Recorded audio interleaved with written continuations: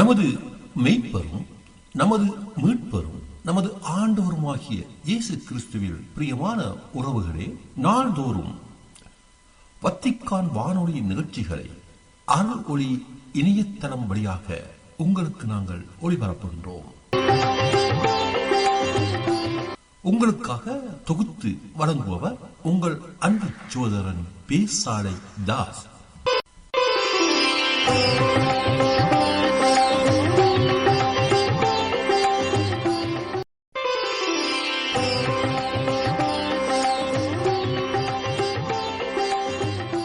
லவ்தேத்து இயேசுஸ் கிறிஸ்துஸ். இயேசு கிறிஸ்துவுக்கு புகழ். தமிழ் கூறும் நல்லுலகில் வாழும் அனைத்து அன்புள்ளங்களுக்கும் வத்திக்கான் வானொலியின் வணக்கம். இறைவன் உங்கள் உள்ளத்தையும் இல்லத்தையும் தன் அன்பாலும் அருளாலும் அமைதியாலும் இன்றும் என்றும் நிரப்புவாராக.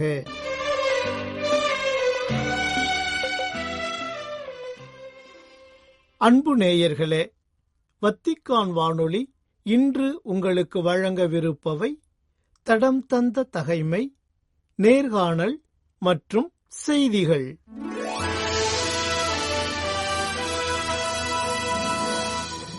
டிசம்பர் 19. புனித நெமேசியுஸ்.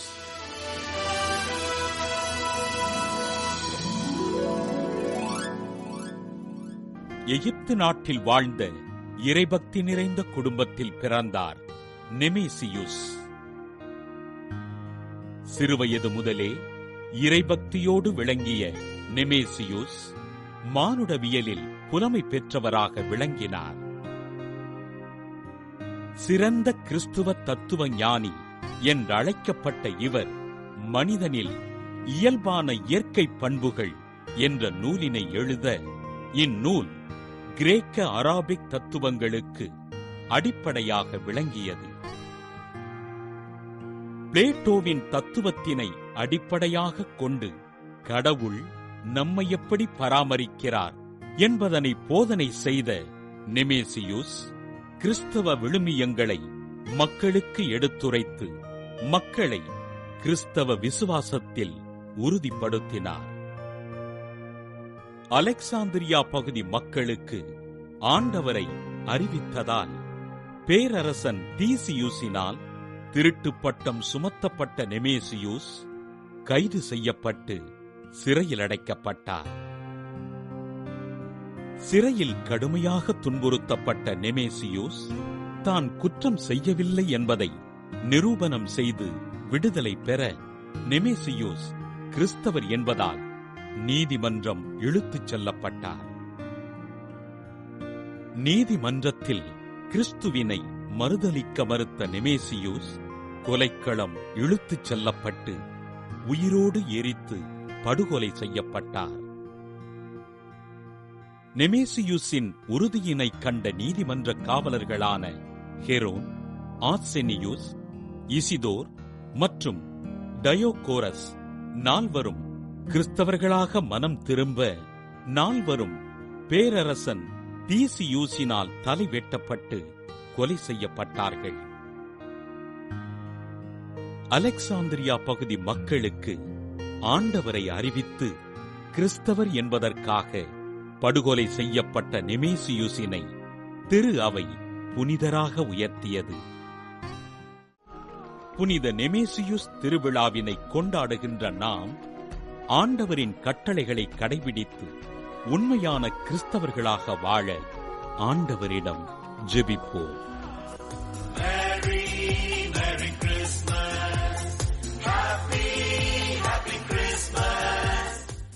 நேர்காணல் கிறிஸ்துமஸ் குடில்.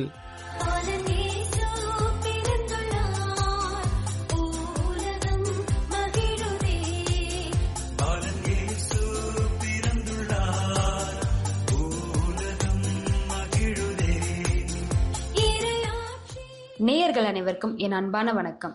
வாழ்வோடு உறவாடு என்ற சிந்தனை சந்திப்பு நிகழ்ச்சியில் இன்னைக்கு நம்ம என்ன பேச போறோம்னா, கிறிஸ்துமஸ்ல யூஸ் பண்ணும் சில பொருளை பத்தி பேச போறோம். அதை பத்தி நம்மளோட உரையாட இணைஞ்சிருக்காங்க திருமதி திவ்யா அவர்கள். வணக்கம். வணக்கம் டானிகா. கிறிஸ்துமஸ் அப்படின்னா உங்களுக்கு என்ன ஃபர்ஸ்ட் மைண்டுக்கு வரும்? கிறிஸ்மஸ் அப்படின்னாலே நமக்கு கலர்ஃபுல்லா இருக்கும் அப்படின்றது ஃபர்ஸ்ட் ஞாபகத்துக்கு வரும். ஏன்னா ஒரு கிறிஸ்மஸ் நம்ம செலிப்ரேட் பண்றோம் அப்படின்னாவே அந்த இடத்துல பார்த்தா ரெட்டு, கிரீனு, அப்புறம் எங்க பார்த்தா கோல்டன், அப்படி அப்படி நிறைய விஷயங்கள் ஞாபகத்துக்கு வரும். அதுல ஒண்ணு இந்த கலர்னு சொல்லலாம். ஏன்னா கலர்ஃபுல்லா இருக்கும், ஒரு இடமே ரொம்ப கலர்ஃபுல்லா இருக்கும், லைட் எல்லாம் போட்டு ரொம்ப டெக்கரேட்டிவா இருக்கும். அது என் மைண்டுக்கு ஃபர்ஸ்ட் ஞாபகத்துக்கு வரும். கலருன்னு வரும்போது கிறிஸ்மஸ் கலர்ஸ்னு சில குறிப்பிட்ட கலர்ஸ் இருக்கு. ஏன்னா நான் நிறைய கலர்ஸை பார்த்தது கிடையாது. எப்படின்னா கிரீன் யூஸ் பண்ணுவாங்க, ரெட் யூஸ் பண்ணுவாங்க, கோல்டு யூஸ் பண்ணுவாங்க, பிங்க் யூஸ் பண்ணுவாங்க. ஏன் இந்த குறிப்பிட்ட கலர் தான் யூஸ் பண்ணணுமா? அப்படி இல்ல, ஒவ்வொரு கலருமே ஒவ்வொன்னா ரெப்ரசன்ட் பண்ணுது. இதுல நம்ம பார்த்தோம் அப்படின்னா கிரீனு அப்படி எதுக்கு யூஸ் பண்றாங்க அப்படின்னு பார்த்தோம்னா, நம்மளோட வாழ்க்கையோட அடையாளமா வடக்கு ஐரோப்பிய நாடுகள்ல ஒரு குளிர்காலம் முடிஞ்சு வசந்தம் வர்றத நம்பிக்கையை ஊட்டுற மாதிரி அந்த ஒரு கலர் யூஸ் பண்றாங்க. அதுக்கு ஒரே ஒரு டெஃபினிஷன்ல அவங்க சொல்லல, ஒரு இந்த ரீசன் மட்டும்தானா அப்படின்னு அவங்க சொல்லல. ரோமர்கள் ஜனவரியில பாத்தீங்கன்னா பசுமை கிளைகளை பரிமாறுவாங்க அவங்களுக்குள்ள. அந்த இதை சொல்ற விதமாவும், நற்பேறு பெறுங்கள் அப்படின்னு சொல்லி அவங்க வாழ்த்துற விதமாவும் அதை எடுத்துட்டு போறாங்க. இந்த பச்சை அப்படின்றத அப்படி எடுத்துட்டு போறாங்க. அதனாலதான் நம்ம என்ன பண்றோம்னா, இந்த கிறிஸ்மஸ் ட்ரீ எல்லாம் வைக்கும்போது இந்த பச்சை நிறமா வச்சு நம்ம அலங்க. நார்மலாவே ட்ரீனாலே நம்ம கிரீன் தான் நம்ம ஞாபகத்துக்கு வரும். நினைவூட்டுற விதமா இந்த பச்சை யூஸ் பண்றாங்க. அடுத்து பாத்தீங்கன்னா சிவப்பு நிறம் எதுக்கு யூஸ் பண்றாங்க அப்படின்னு பாத்தீங்கன்னா, அது இயேசுவோட ரத்தத்தை நினைவூட்டுற விதமா இருக்கு. இன்னொன்னு ஆயர்கள் கச்சை அணிவதையும் அது வெளிப்படுத்துது. ஆயர்கள் கச்சை இடையில அடைவாங்க இல்லையா, அந்த இதை வெளிப்படுத்துற விதமாவும் இருக்கு. புனித நிக்கோலஸ் வழியா நம்ம கிறிஸ்துமஸ் தாத்தாவுக்கும் சிவப்பு நிறம் அப்படின்னு சொல்லிட்டு அவங்க பிக்ஸ் பண்ணியிருக்காங்க அப்பையில இருந்து. அடுத்து கோல்டு எதுக்கு யூஸ் பண்றாங்க அப்படின்னா, அந்த காலத்துல இப்படி யார் யார் யூஸ் பண்ணுவாங்க அப்படின்னு பார்த்தோம்னா, அரசர்கள் யூஸ் பண்ணுவாங்க. அதே மாதிரி ஞானிகள் குழந்தை இயேசுவை பார்க்க வர்றப்ப அவங்க வச்சிருந்த ஒரு நிறைய ஐட்டம்ஸ்ல இந்த பொன் அப்படிங்கறதும் ஒரு முக்கிய பங்கு வச்சிருக்கு. அதனால பொன்னிறம் அப்படிங்கிறது நம்ம கிறிஸ்துமஸ் ட்ரீ அலங்கரிக்கிறப்ப அந்த பொன் அப்படிங்கிறது முக்கியமா இருக்கும். அதே மாதிரி இது மட்டுமா அப்படின்னா அது மட்டும் இல்ல, இயேசுவோட அரசு தன்மை, அவர் ஒரு கிங் அப்படின்றத வெளிப்படுத்தும் விதமாவும் இந்த பொன்னிறம் அப்படின்றத நம்ம கொடுக்குறோம். அடுத்து வெள்ளை நிறம் எதுக்காக நம்ம வெள்ளை நிறம் பயன்படுத்துறோம் அப்படின்னு பார்த்தோம்னா, எப்பயுமே நம்ம சொல்லுவோம்ல, வெள்ளை அப்படின்னாலே பியூர் அப்படின்னும். வெள்ளை நிறம் அப்படின்றது தூய்மையோட அடையாளமா அதை கொடுக்குறாங்க. அடுத்து அதே மாதிரி நம்ம இது யாரு கூடயாவது நம்ம சண்டை இருக்கு இல்ல காம்ப்ரமைஸ் ஆகணும் அப்படின்றோம்னா, நம்ம அப்பையில இருந்தே வெள்ளைய நம்ம காட்டணும் அப்படின்னா சண்டை வேணாம் அப்படின்ற மாதிரி அது சமாதானத்தோட அடையாளமாவும் வெள்ளைய பயன்படுத்துறாங்க. அடுத்து அது கிறிஸ்துமஸ் காலத்துல இருக்கிறனால, பனிக்காலம் அப்படின்றனால அதை அடையாளப்படுத்துற விதமாவும் இந்த வெள்ளை அப்படிங்கறத யூஸ் பண்றாங்க. ப்ளூ அண்ட் பர்பிள் கடைசியா இது எதுக்காக யூஸ் பண்றாங்க அப்படின்னு பார்த்தோம்னா, திருவருகை காலத்துல இந்த பீட அலங்காரம் அதெல்லாம் பாத்தீங்கன்னா, பீட அலங்காரமும் சரி, நம்மளுடைய அருட்தந்தையர்கள் அணியிற உடையும் கூட சரி, இந்த நிறங்கள்ல தான் இருக்கும். ஏன் அப்படின்னா, எதிர்பார்ப்போட அடையாளமாகவும் நம்ம தயார்படுத்தணும் அப்படிங்கிற ஒரு விதமாகவும் இந்த ப்ளூவையும் பர்பிளையும் நம்ம பயன்படுத்துறோம். இதை வச்சுதான் இந்த நிறங்கள்லாம் அவங்க பயன்படுத்துறாங்க. இது பர்டிகுலரா இந்த ரீசன் எதுவுமே இல்லாம பிளைண்டா இதெல்லாம் யூஸ் பண்றாங்க இந்த நிறங்கள் அப்படிங்கிறது கிடையாது. முன்னோர்கள் இதெல்லாம் கவனிச்சு இந்த நிறங்கள்லாம் பயன்படுத்தலாம் அப்படின்னு சொல்லிதான் வரையறுத்திருக்காங்க. சூப்பரா சொன்னீங்க. அடுத்ததா நம்ம பாத்தீங்கன்னா கிறிஸ்துமஸ் கிரீட்டிங் கார்டு. இப்போ எல்லாருமே மெசேஜ்ல ஹாப்பி கிறிஸ்மஸ் அப்படின்னு நம்ம வாட்ஸ்அப்ல ஒரு மெசேஜ் தட்டி விட்டா போதும். ஆனா அந்த காலத்திலேயே கிறிஸ்துமஸ் கிரீட்டிங் கார்டுன்னு ஒண்ணு இருந்திருக்கு. நம்ம ஒரு 2010 கிட்ட போங்கல, கிறிஸ்துமஸ் கிரீட்டிங் கார்டு. கிறிஸ்துமஸ் வந்தாலே வேற நாட்டுல இருக்கவங்க, வேற ஊர்ல இருக்கவங்க, அவங்க சொந்தக்காரங்களுக்கு கிறிஸ்துமஸ் கிரீட்டிங் கார்டு அனுப்புவாங்க. இந்த கிரீட்டிங் கார்டு பழக்கம் எப்பத்துல இருந்து நம்ம நடைமுறைக்கு வந்தது?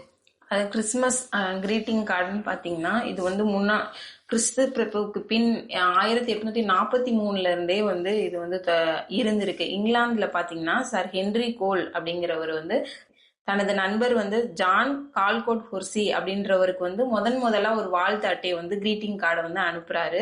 அது முதல்ல இருந்துதான் அவரு ஒரு 1000 அட்டையை அவருக்கு கிறிஸ்துமஸ் நினைவுபடுத்துற விதமா அவருக்கு அனுப்பிச்சிருக்காரு.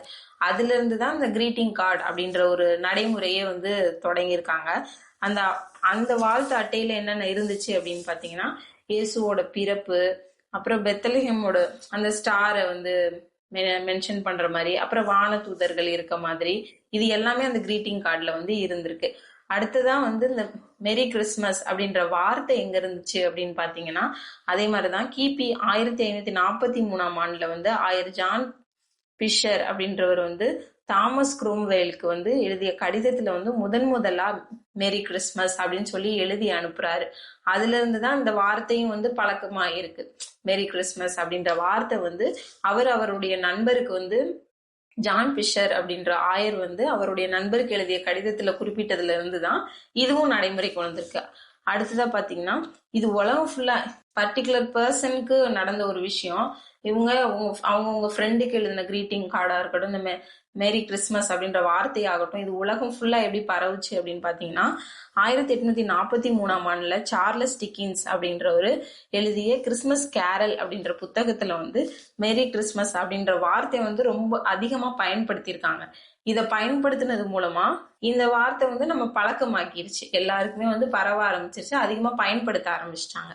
அடுத்தது குடில்னு ஒன்று வச்சுட்டோம், கிறிஸ்மஸ் ட்ரீன்னு ஒன்று வைக்கணும். அது ஏன் கிறிஸ்மஸ் ட்ரீ? எவர்கிரீன் மரத்தை ஏன் கிறிஸ்மஸ் ட்ரீன்னு சொல்றோம்?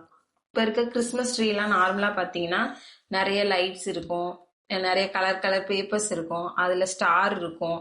இது வந்து தொடக்க காலத்துல பாத்தீங்கன்னா இதோட வரலாறு, இது எப்படி தோன்றுச்சு அப்படின்னு பாத்தீங்கன்னா, முக்கியமா ஒரு நிகழ்வு வந்து கிபி 722 புனித போனிபாஸ் ஜெர்மனி நாட்டுல வந்து கிறிஸ்துவோட நற்செய்தி அறிவிக்க போறாரு.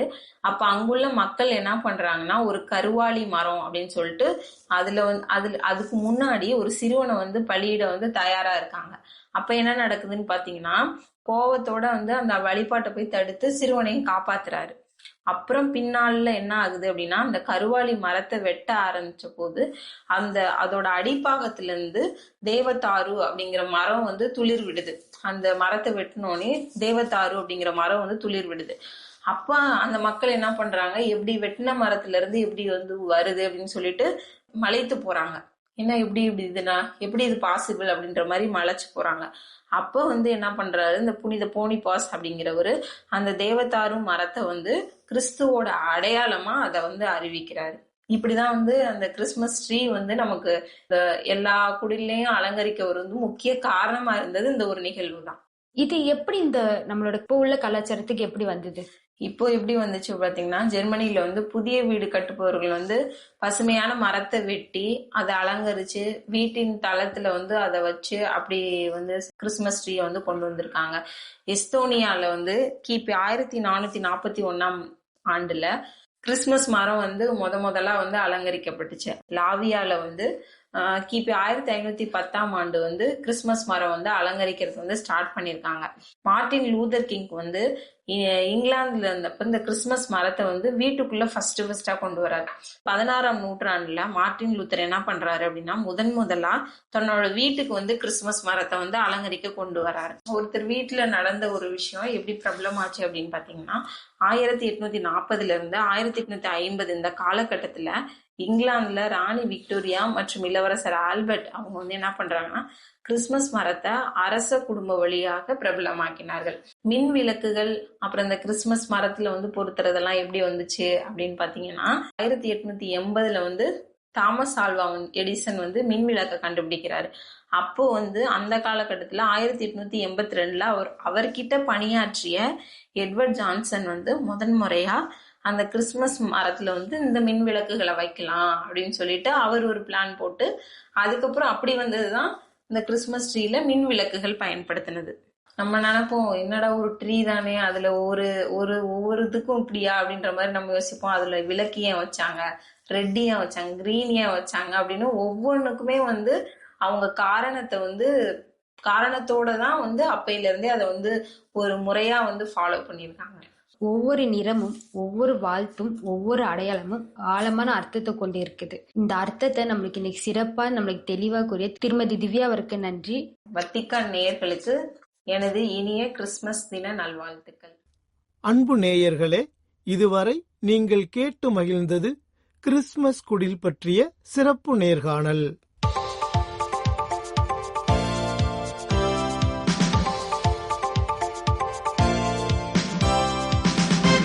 செய்திகள்.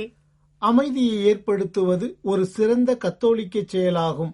ஏனென்றால் அது உலக மீட்பரான இயேசுவுக்கு சான்று பகர்பவர்களாக நம்மை மாற்றுகிறது என்று கூறினார் திருத்தந்தை 14ஆம் லியோ.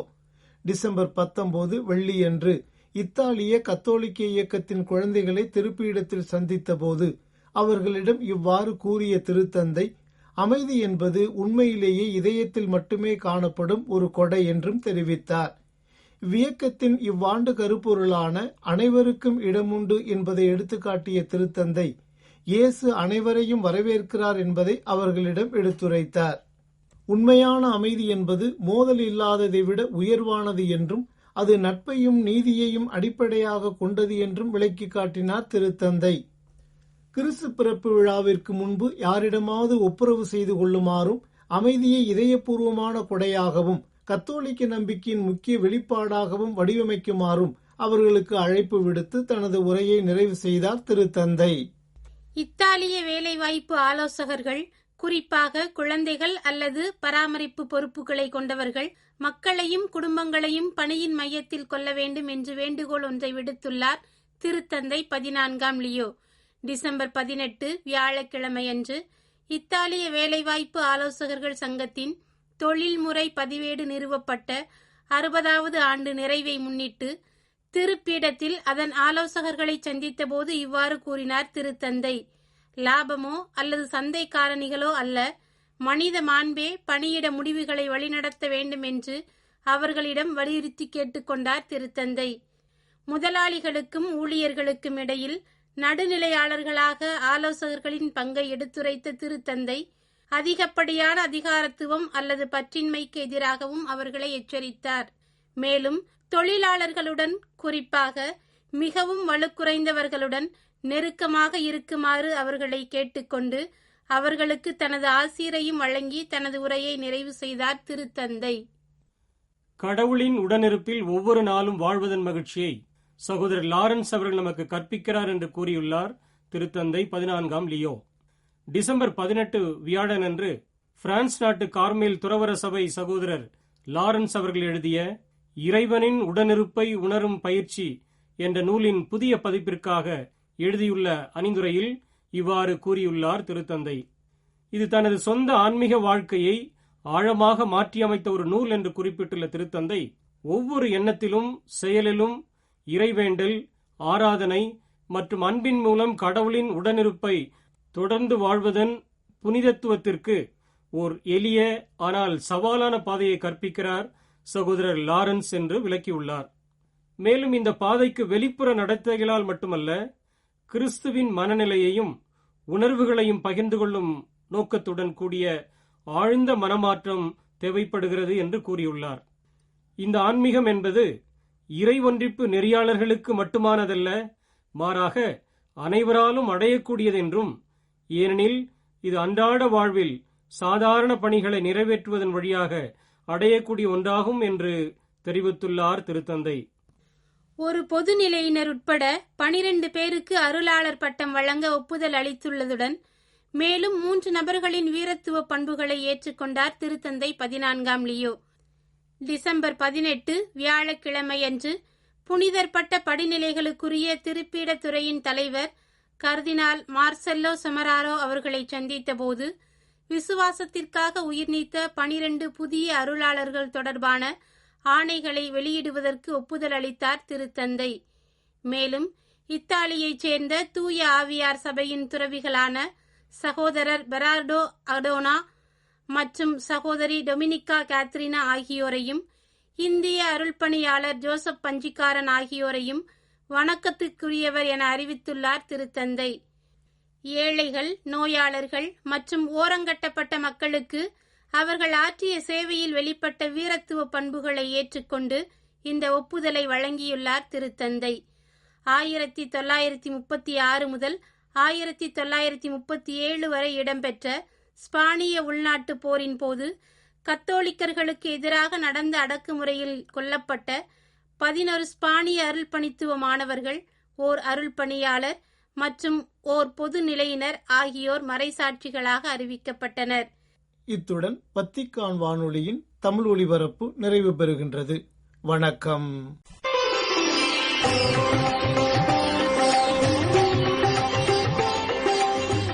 இதுவரையில் நீங்கள் செவியுற்றது வத்திக்கான் வானொலியின் இன்றைய நிகழ்ச்சிகள். மீண்டும் மற்றொரு வத்திக்கான் வானொலி நிகழ்ச்சியில் உங்கள் அனைவரையும் சந்திக்கும் வரை அன்பு விடைபெற்றுச் செல்வது உங்கள் அன்பின் பேசாலை தாஸ்.